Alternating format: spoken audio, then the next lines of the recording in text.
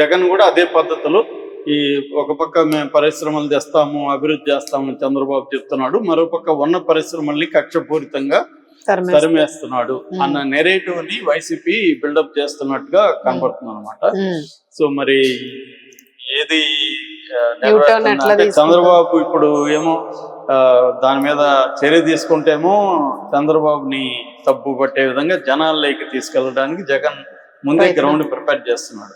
మరోవైపు ఇంకో డెవలప్మెంట్ కూడా భారతీయ సిమెంట్స్ సంబంధించి జరిగింది ఏంటంటే, మామూలుగా అక్రమాస్తుల కేసులో కూడా భారతీయ సిమెంట్స్ ఉంది. అక్రమాస్తుల కేసులు అంటే డిస్ప్రపోర్షనేట్ ప్రాపర్టీ కేసు అంటారు దాన్ని. అదేంటంటే జగన్ కొన్ని కంపెనీలు ఉన్నాయి, ఆ కంపెనీల్లో కొంతమంది పెట్టుబడులు పెట్టారు. ఆ పెట్టుబడులు పెట్టిన వాళ్ళు ఎవరంటే వైఎస్ఆర్ గవర్నమెంట్ లో కొన్ని రకాల లబ్ధులు పొందిన వాళ్ళు, అంటే కొన్ని ఇండస్ట్రియల్ లైసెన్సులుగా తీసుకోవడం కానీ, ఎస్సీజెంట్లో ఇవ్వడం కానీ, ఇలాగా గవర్నమెంట్ నుంచి ఫేవర్స్ పొందారు. దానికి క్విడ్ ప్రోకో, దానికి బదులుగా డైరెక్ట్ గా లంచాలు ఇవ్వకుండా, ఇదో కొత్త పద్ధతి అప్పట్లో. సో కంపెనీలు ఉన్నాయి కాబట్టి కంపెనీల్లో పెట్టుబడులు పెట్టడం, ఆ పెట్టుబడులకి సంబంధించి వాళ్ళు ఏమి ఆశించరు అనమాట, రిటర్న్ ఆశించకుండా పెట్టేయడం.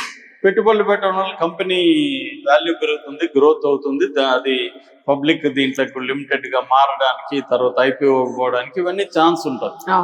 ఆ మెథడ్ లో ఇన్వెస్ట్ చేశారు అనేది కేసు అనమాట జగన్ మీద. అందులో ఇది కూడా ఉంది. ఇప్పుడు మొన్న ఏమైందంటే ఈ భారతీయ సిమెంట్స్ అంటే ఒకప్పుడు రఘురామ్ సిమెంట్స్ గా ఉండి భారతీయ సిమెంట్స్ కి మారిన దాంట్లో దాల్మియా వాళ్ళు 146,58,00,000 ఇన్వెస్ట్ చేశారు. ఇన్వెస్ట్ చేస్తే దాంట్లో ఇప్పుడు ఆ వాటాలను వీళ్ళు అమ్మేశారు భారతీయ సిమెంట్. అమ్మినప్పుడు ఇది ఎవరికి వెళ్ళాలి? దాల్మియాకి కదా వెళ్ళాలి, వాళ్ళు కదా ఇన్వెస్టర్, వాళ్ళకి వెళ్ళలేదు. వెళ్ళకుండా జగన్ అండుకో బ్యాచ్ లకి అకౌంట్ లోకి వెళ్ళిపోయింది. సో దీన్ని సిబిఐ గుర్తించి కోర్టుకు పెట్టింది. మరి ఇంకా కోర్టు దీని మీద తీసుకోవాల్సి ఉంది ఏం జరుగుతుందని. సో ఈ రెండు రకాల ఇబ్బందుల్లోకి ఇప్పుడు భారతీయ సిమెంట్స్ వెళ్ళింది. ఒకటి చంద్రబాబు ఏ నిర్ణయం తీసుకుపోతున్నాడు, రద్దు చేయబోతున్నాడు అని ఈనాడు రాసిందంటే రద్దు చేసే అవకాశం ఉంది. దానికోసం జగన్ కూడా ఇది తెలుసు కాబట్టి జగన్ ముందుగానే అటాక్ మొదలు పెట్టాడు. రేపు పొద్దున రద్దు చేసి దీన్ని జనాల్లోకి తీసుకెళ్లి సింపతి చేసుకోవడానికి అనేది జగన్ ప్లాన్ గా కనబడుతుంది. కానీ కోర్టు ఇది మరి కోర్టులో ఇప్పుడు దాల్మియా వాళ్ళకి కూడా నోటీసులు ఇచ్చారు. కానీ దాల్మియా అకౌంట్స్ లో ఈ డబ్బు లేదు. దాల్మియాకి వెళ్ళింది అన్నప్పుడు వాళ్ళ అకౌంట్స్ లో చూపించాలి కదా, మాకు మేము ఇంత పెట్టాము, ఆ వాటాలు అమ్మడం వల్ల ఆ డబ్బులు మాకు ఇచ్చారు, ఆ భారతీయ సిమెంట్స్ వాళ్ళు ఇచ్చారని చెప్పాలి.